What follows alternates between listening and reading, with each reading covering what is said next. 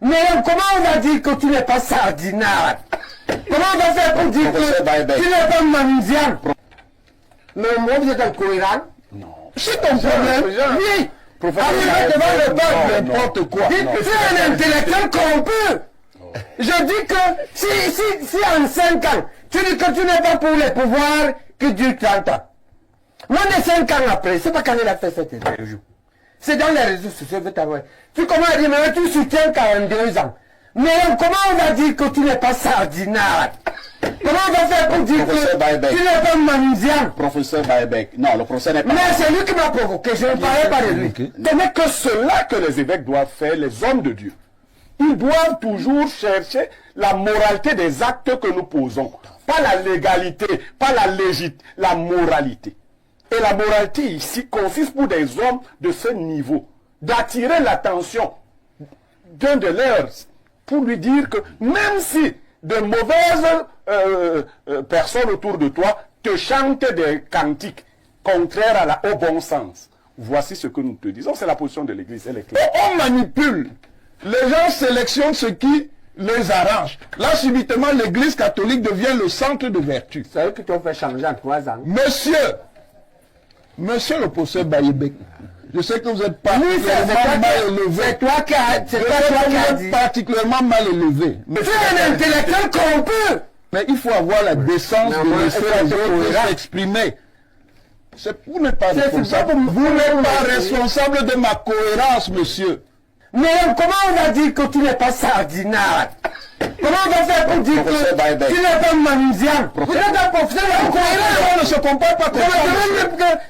Aux États-Unis, il y a ce qu'on appelle le conflit d'intérêts. Je répète, il est dans le conflit d'intérêts. C'est dans le conflit d'intérêts.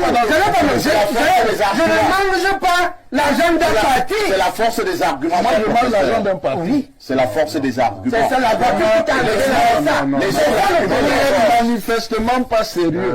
Allez-y, vous manquez le professeur Wanangini. Cette église a encore la tête sur les épaules. Je vous ai dit, et sans vouloir le blesser, d'ailleurs, ce n'est pas pour le blesser, j'ai bien fait d'observer qu'aux obsèques de la mère du professeur Messanga, il y aura l'archevêque Cléda.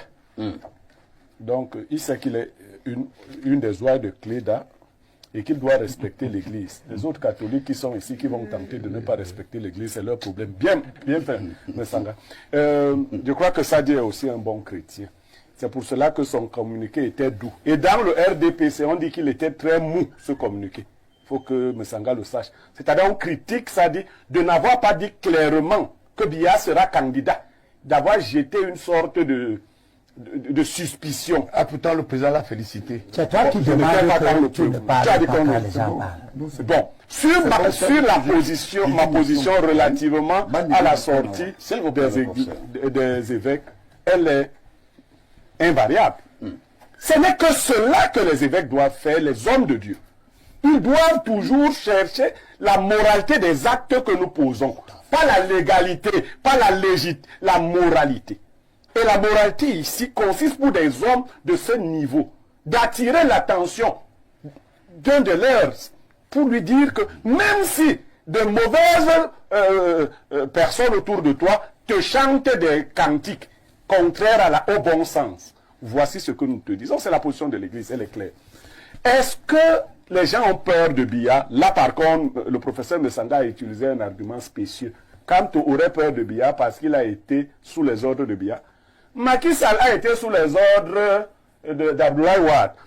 Mais il a battu Abdoulaye Wade, il est devenu chef. Le fait d'avoir été collaborateur de quelqu'un ne vous empêche pas de l'affronter et de le battre à une élection. Bon, je ne sais pas si Cabral a aussi été sous les ordres de Biya. Et d'autres qu'on menace dans l'ombre, qui aimeraient bien affronter Biya. On a peur, pas de Biya, l'homme.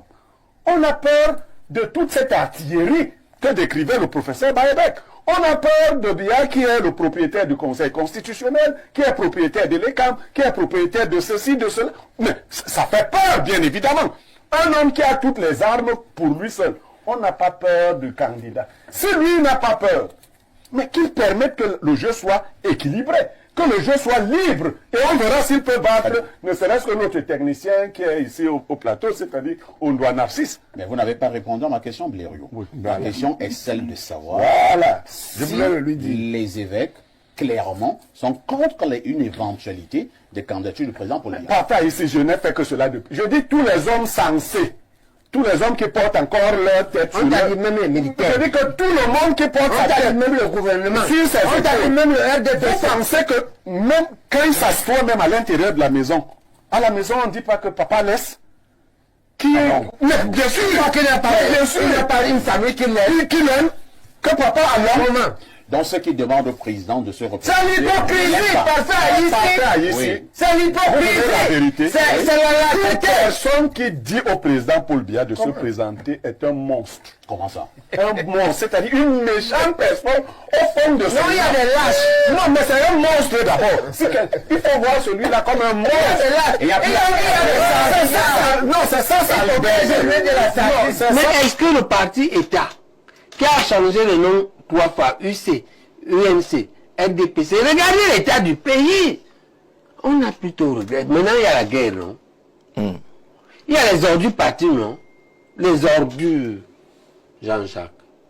Il y a les délaissages tous les jours, non? Il y a des quartiers entiers qui n'ont pas l'eau, non? Est-ce qu'on peut estimer que ce parti a échoué? On n'a pas d'alternative que de réveiller l'UPC. On a l'impression que le réveil On n'est n'a pas, pas- ce non, ce n'est pas pour aujourd'hui, laisse-moi ce réveil-là. terminer. Oui, allez-y. On n'a pas d'alternative que de ça, que l'UPC. Le problème, c'est que ça peut être difficile. Et cette apparence de difficulté, il faut distinguer les difficultés réelles et les difficultés difficiles. Hein, apparentes, je veux dire. Une affaire que la candidature de Ntimba, ça, je n'ai pas encore parlé avec lui. Quand je vais parler avec lui, je vais demander à Ndobo de me chercher son adresse pour que je lui parle. Quand je vais parler avec lui, nous, on va lui faire les propositions. S'il est de bonne foi, il va nous rejoindre. D'accord. D'accord? On va lui faire les propositions proportionnelles. Après lui avoir expliqué les risques. Le premier risque, c'est qu'il faut que tu gères l'intérêt de l'UPC. Et tu sais à quel point les gens qui te posent la sont diaboliques. Les cartes là. Et on va te montrer ce qu'ils font. Vous êtes dans une même famille, et dans cette famille, il y a des gens qui sont diaboliques. Mais ça existe dans la famille biologique, Jean-Jacques. La même maman accouche un Barundi et un savant, non? Qu'est-ce qui t'étonne que la famille politique soit comme ça? Pourquoi tu mets le feu, lui dans le feu? C'est pas moi qui mets lui dans le feu. Voilà, je te C'est dis un donc constat. que ça existe dans la famille. C'est quand même difficile lorsque vous devez mener des combats communs, de marcher avec tel qui est diable, tel qui n'est... C'est quand même assez difficile. C'est fondamentalement, de réussir à vaincre. ça dans la politique. Et la politique consiste à gouverner dans le même pays et donc dans le même parti des savants, des anges, des diables et des moins diables. Il y a quelque Mais chose. chacun Oui. a sa place avec les règles, les sanctions, les distinctions et les encouragements. Sauf que ça dure quand même un peu. Non, ça n'a pas trop duré. C'est moins de 100 ans. Je t'ai dit que la Chine a fait 400 ans. C'est que vous exagérez pour l'UPC. Maintenant, regardons les résultats. L'UPC a les dissensions, d'accord. Votre parti est calme, d'accord. Mais vos résultats sont calmes. Vous préférez quoi? Ah, ouais, c'est ça Vous le préférez truc. quoi? Moi, je choisis que je continue la lutte Oui. pour que on ait l'UPC entre les mains des vrais UPCistes. Et que la doctrine de l'intérêt général, la doctrine du respect de la fortune publique, la doctrine de la bonne gouvernance soit partagée par tous les partis politiques et appliquée. Si je dois mourir pour ça, je meurs. Mais je ne peux pas rentrer dans la doctrine de la prévarication de la fortune publique, de la mal-gouvernance, de la dictature, de la guerre. Je ne peux pas.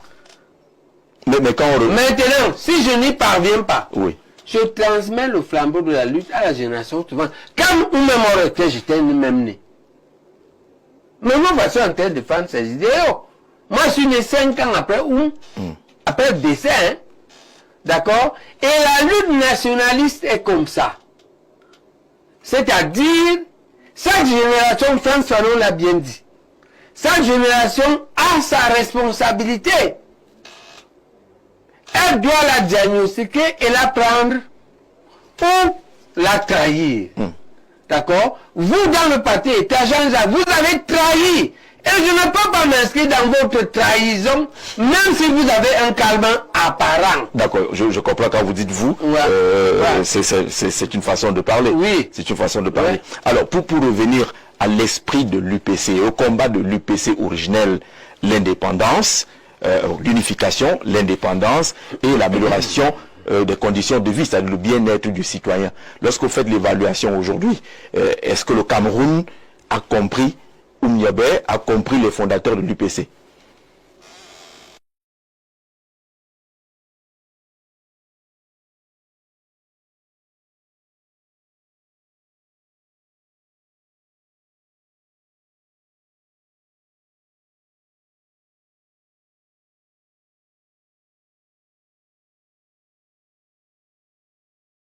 Carré d'un avocat, d'un professeur de médecine. Ok? 5. Le conflit avec le SDF qui a presque disparu. D'accord? 6. Le conflit du 6 avril. Je vais revenir. Non, ne beaucoup pas quand je dis ça. C'est pourquoi je dis vous. On va du SDF pour la suite. On dit le Nordiste le 6 avril. Les deux États. Il y a les gens, parmi les gens qui ont tué les gens le 6 avril, certains s'appelaient Zé. Ah oui, ils ont tué 1000 personnes. Certains s'appelaient oui, certains s'appelaient comme toi. Zé. Il y avait deux camps, les tueurs et les tués. Oui. Parmi les tueurs, il y avait les Zé. D'accord. Ils tuaient qui? Les Zé tuaient qui? Ils tuaient les Amadou. Les Amadou ne tuaient pas les Zé. Non, parce que les Amadou sont dans la suspicion du coup d'État. Oui, justement. D'accord. Les Zé massacrent les Amadou. Je préfère qu'on n'utilise pas cela. Non, tu es partisan, tu n'es pas objectif. Je préfère qu'on n'utilise pas cela, professeur. Voilà. Vous aspirez à être président. Vous êtes le président de cette République. Vous êtes le président de cette République. Ne laissez pas retenir qu'il y a un conflit entre les Zé et les Amadou, ainsi de suite. Vraiment, vous voulez être président d'une République unie, unifiée, là où l'intégration est une réalité, là où le vivre ensemble est une réalité. Je vous prie de ne pas aller à ce genre d'exemple qui peut être mal interprété. Mais pour revenir aux deux points que vous avez considérés comme le SDF, quand je veux parler de cette affaire, oui, vous avez cité. Je vais revenir un point après l'autre. Pour qu'on se comprenne. Prenez la parole pour le 6 avril. Pour le 6 avril, allez-y. Ce que je voulais dire, c'est qu'on doit faire le diagnostic. Ok? Et réparer ce qui est réparable. On peut issuer des larmes aux veuves et aux orphelins. D'accord? Et se réconcilier avec eux. D'accord? On a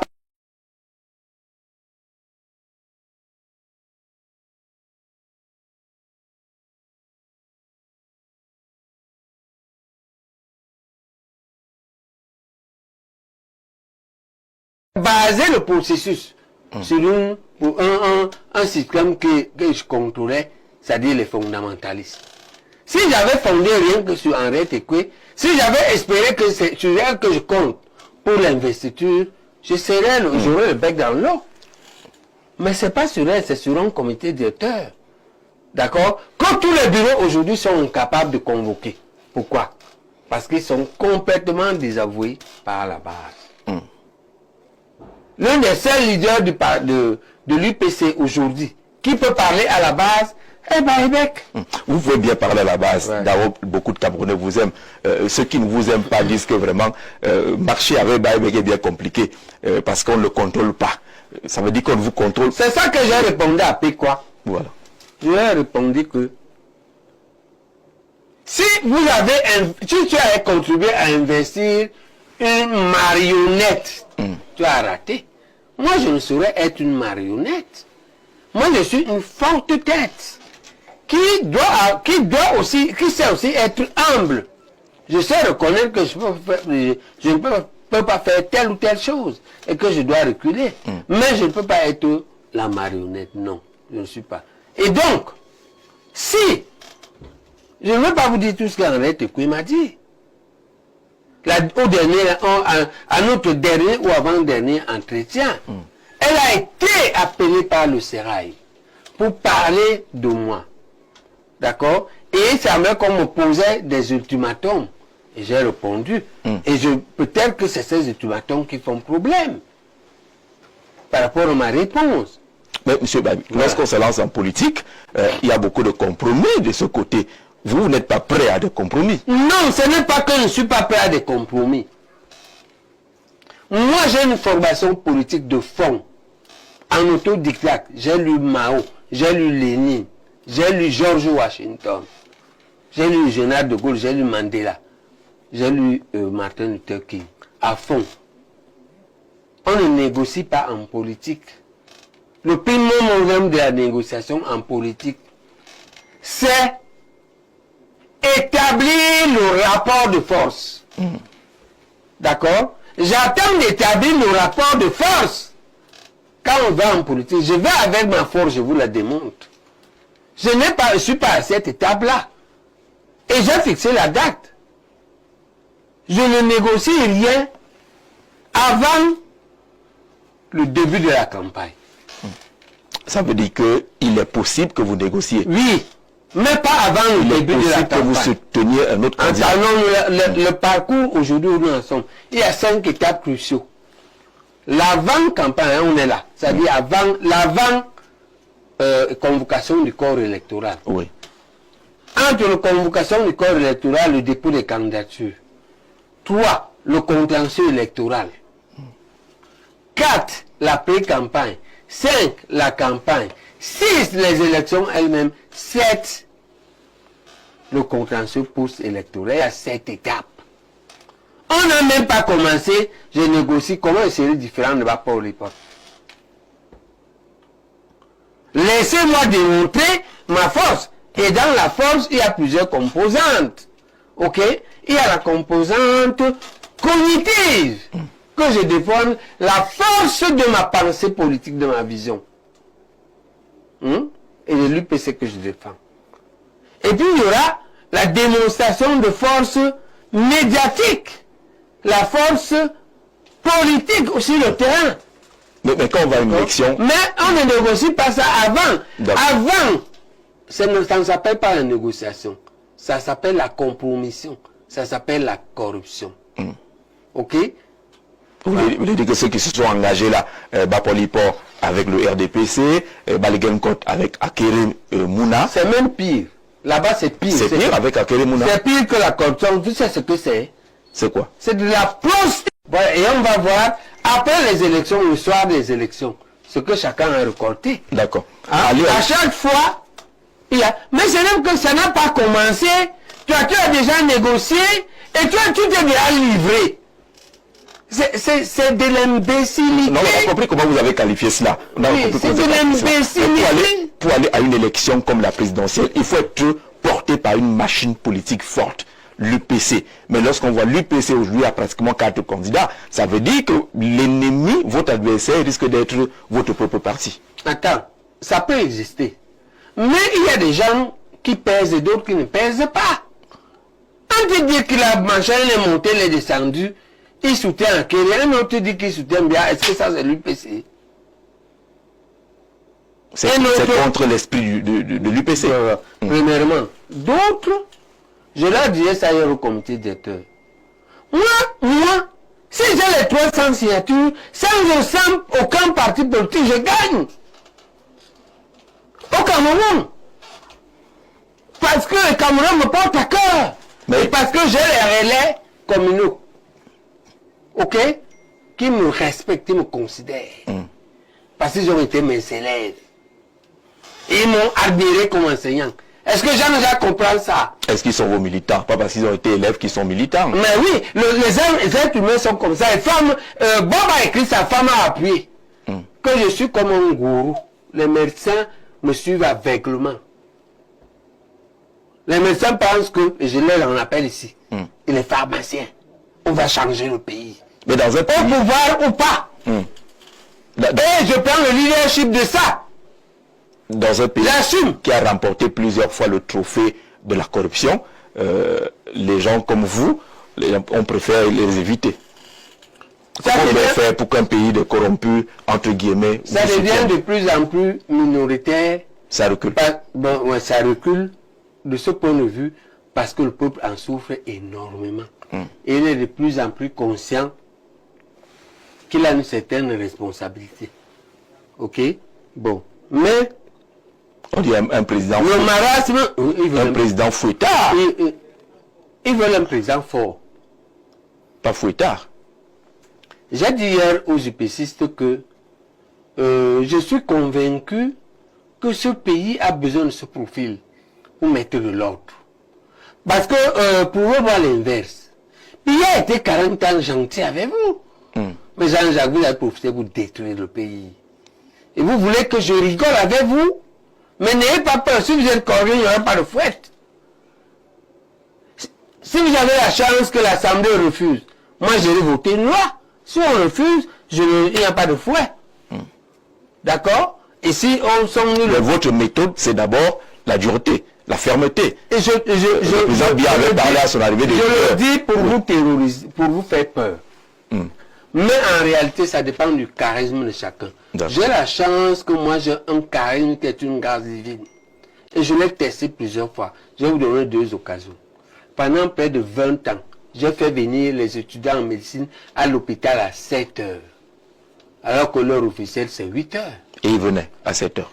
Par exemple, jouer un certain rôle dans un rôle politique qui fait que les équations politiques conventionnelles permettent de le nommer Premier ministre, pourquoi pas? D'accord. Nadège. Bonsoir, professeur. Bonsoir, madame. Alors, êtes-vous prêt à apprécier les questions proposées par les internautes? Oui, bien sûr. C'est eux qui ont fait ma notoriété. Hein. Ils ont contribué pour beaucoup. Donc, c'est avec plaisir. Je pense qu'il faut les éclairer. Et j'appelle d'ailleurs les autres leaders politiques ici à le faire. Pourquoi? Parce qu'il faut savoir fondamentalement que le but fondamental est le changement positif de notre pays. Il faut 2 conditions, que le changement soit positif et qu'il soit paisible. D'accord. Ce n'est pas tellement la gloire d'un homme. Ok? Ok. Professeur, il se dit que vous avez un esprit en vous que vous ne contrôlez pas lorsque vous êtes face aux caméras. Que dites-vous à ce sujet? Mais ce n'est pas cet esprit qui dirige. Vous voulez un homme qui va diriger bien, non? D'accord? Maintenant, cet esprit, c'est un esprit de combat vis-à-vis d'un système néocolonial pourri qui veut nous faire admettre que, par force, on doit admettre ce qu'ils font de mal et du bien. Et c'est ça que je n'aime pas. Quand vous voulez m'imposer ça, il sort de mes gants. D'accord? Et je peux aller très loin. Ok? Mais si vous êtes honnête, il n'y a pas de problème. Et là-dessus, ne faites pas de compromis. Si vous voulez un président qui est lâche, un type qui rigole avec vous à longueur de journée, vous choisissez. Moi, je ne suis pas dépendant à l'absolu de cette fonction. Pour moi, c'est un sacerdoce, ce n'est pas une opportunité. D'accord. Pour vous, qui est le véritable secrétaire général de l'UPC? Je ne suis pas à ce niveau. Pourquoi? C'est un choix stratégique. Il y en a 4. Quel que soit celui que vous choisissez, l'arbitre qui est là joue de ça. Pour vous. Il a favorisé la légalisation par défaut des 4. Parce que chaque fois que vous choisissez un, il vous dit que ce n'est pas celui-là.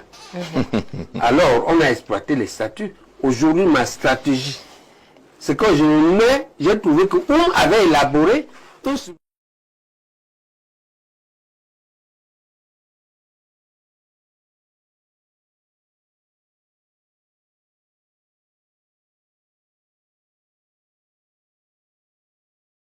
Depuis plusieurs années, des conflits internes.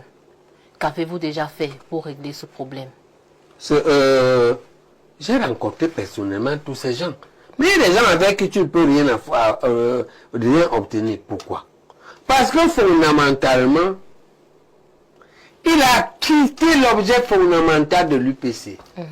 La lutte pour l'acquisition de pouvoir comme moyen d'amélioration du standard de vie.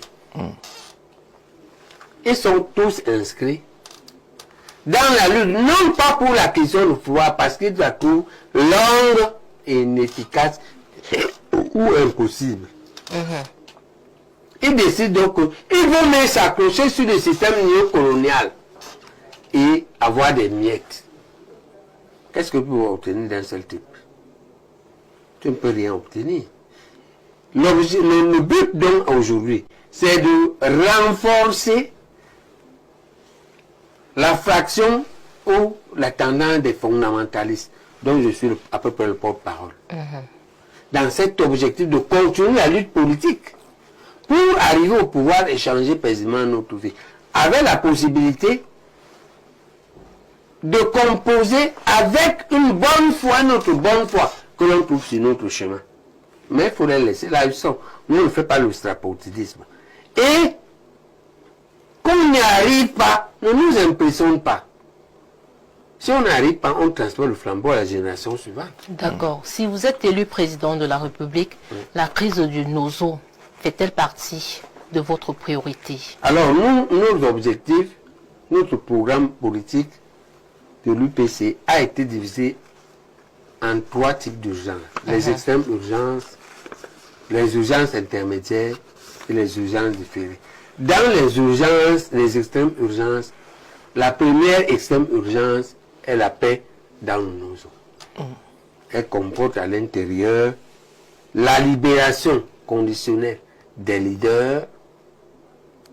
On peut les mettre en liberté, surveillés à Bastos, avec les policiers. Ici, le président avait donné une voiture, un chauffeur civil, mais en réalité un anti-gars. Ah oui, non? Qui était chargé sur vous, on connaît ces méthodes-là. Négocier avec eux. Resocialiser les veuves. Des deux côtés, il faut les resocialiser. C'est-à-dire les petits crédits, les petites activités. Les femmes ont ceci, celle-ci c'est coiffeur, l'autre elle vend les oignons, l'autre vend le macabre. Ils ont toujours quelque chose à faire. Il faut les recapitaliser de façon rationnelle, les reformer pour faire quelque chose, une activité rentable.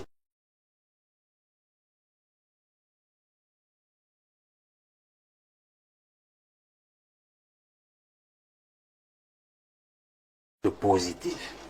Et on aura les primes. Nous, on va primer les mariages interrégionaux. Tu es Bassa, tu vas épouser d'origine, on te prime, on t'encourage, on prime votre mariage.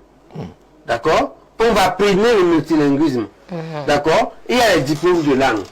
Si tu as le BPC en anglais, on te donne le BPC en Iwondo et en Bassa, on te prime au nombre de langues. Et on va arriver aux fonctionnaires. Il y a des postes que tu ne dois pas occuper si tu ne parles pas 10 langues. Tu veux être gouverneur, par exemple. Oui, tu dois parler bien les langues. D'accord? Donc, on va construire ça pour construire un esprit camerounais. Et préparer à construire un esprit africain. Parce que quand on va prendre la même chose, on fait ce modèle-là avec le Swahili, le Zulu, le Bas-Congo, ok, le Hausa, le Yoruba, le Wolof et le Bambara. À vous écouter, ça veut dire que les instruments tels que la Commission nationale pour la promotion du bilinguisme et du multiculturalisme ne portent pas des fruits. Pauvre, j'ai pitié du président Biya. C'est ça que Biya veut faire dans ces institutions-là. C'est comme l'institution la femme et la famille, ministre de la femme et la famille. Il veut régler les problèmes familiaux où on dit qu'on a vendu quelqu'un. Celui qui a réussi dans la famille, toute la famille se braque contre lui, dit qu'il vend les gens. Mais il attend souvent que son parti ou ses ministres mettent le contenu. Comme Senghor avait fait pour le libéralisme communautaire. Ils sont incapables de mettre, parce que leur tête est ailleurs, la prévarication. Donc cette commission-là, ça ne sert à rien. Ce n'est pas... C'est vide. Nous, on va leur donner le contenu. D'accord. D'accord. Nous, on ne va pas le faire payer à zéro. D'accord? Parce que le Cameroun a au moins l'avantage que parmi les fonctionnaires, les cadres, catégorie A, 80% sont bons et ont été bien recrutés sur le concours. 20% ont fait la bagouille, mais ça ne dépasse pas 20%. D'accord? Les 80% sérieux là, on va les utiliser. Avec presque les mêmes institutions, mais auquel on met le contenu. Professeur, pour sortir, vous êtes candidat déclaré. Que pensez-vous de la diaspora et de Je la suis double investi identité? aujourd'hui. Je suis investi par Candidat investi par le comité directeur. Oui, la question sur la diaspora. Comment De la gérer l'identité. Il faut une politique de la diaspora. Elle est dans notre position. Je crois qu'elle n'est pas dans les systèmes urgents. C'est la double nationalité, il faut la leur donner. Ou bien la multinationalité, il faut la leur donner. Et il faut organiser un système de tourisme qui les accueille. Toutes à l'aéroport, ils doivent avoir leur couloir, avec leurs épouses, blanches ou pas, étrangères ou pas. D'accord? Maintenant, on va gérer ton implication à la vie nationale en mesurant tes contributions. On peut savoir combien tu l'envoies au Cameroun. Parce que les contributions à la diaspora aujourd'hui sont encore suffisamment faibles comparativement aux pays d'Afrique de l'Ouest, ou alors sont orientés vers... Mais parce qu'on les maltraite, Jean-Jacques. On les maltraite. Parce que les sous-fifs du parti-État estiment qu'ils ont des comptes à régler avec eux. C'est eux qui vont venir renverser le président. Ils font des manœuvres contre eux. D'accord? Si on traite bien notre diaspora, nous 12 000 ingénieurs qui sont en Allemagne, nous 5 000 médecins qualifiés qui sont en France, beaucoup vont revenir. Parce que je vous assure que moi, je n'ai pas aimé vivre là-bas. Hein. Je n'avais rien me manquait pour rester, rien. Rien ne me manquait pour aller aux États-Unis, rien. Mais je suis rentré parce que je préfère mon pays. Mais aujourd'hui, ils sont faiblement inscrits sur les listes électorales, par exemple, très présents sur les réseaux sociaux, faiblement inscrits et donc ne peuvent pas, de façon solide, participer aux élections. Et il faut changer ça. Oui. On doit même leur donner une représentation à l'Assemblée et dans les mairies et dans les conseils régionaux. Non, on va faire ça. Il y aura une part, ils auront une région. Ils auront un côté à l'Assemblée nationale. Hein, que l'on repartit entre ceux qui sont en Asie, ceux qui sont en Europe et ceux qui sont en Amérique. Et peut-être ceux qui sont en Afrique. Il faut que il faut une politique, c'est tout un volet. C'est au minimum un secrétaire d'État aux affaires étrangères. Ça fait partie de l'une de leurs revendications. Oui, ce n'est qu'une direction qui s'occupe des questions de la diaspora. Non, ça doit être un secrétaire d'État. Il faut qu'on réfléchisse. Pourquoi? Parce que c'est une opportunité pour le Cameroun. On ne peut pas avoir formé 12 000 ingénieurs et donner à l'Allemagne. On est fou ou quoi?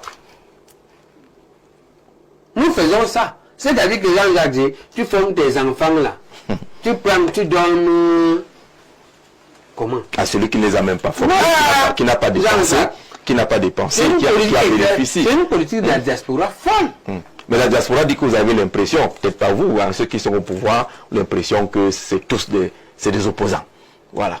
Qu'il ne faut pas leur faciliter. La majorité s'est braquée. Et ceux qui sont moins qualifiés surtout. Mais il y a une très bonne majorité. Moi, j'ai découvert la diaspora qui travaille à la NASA. Oui. Hein? Mon camarade Karl Foufak, dans le Maryland, m'a invité chez lui. Et il y avait 2 ou 3 types de la NASA. Ingénieurs de la NASA. Ils sont nombreux. Et je pense que c'est avec eux que moi je pense que peut changer le Cameroun.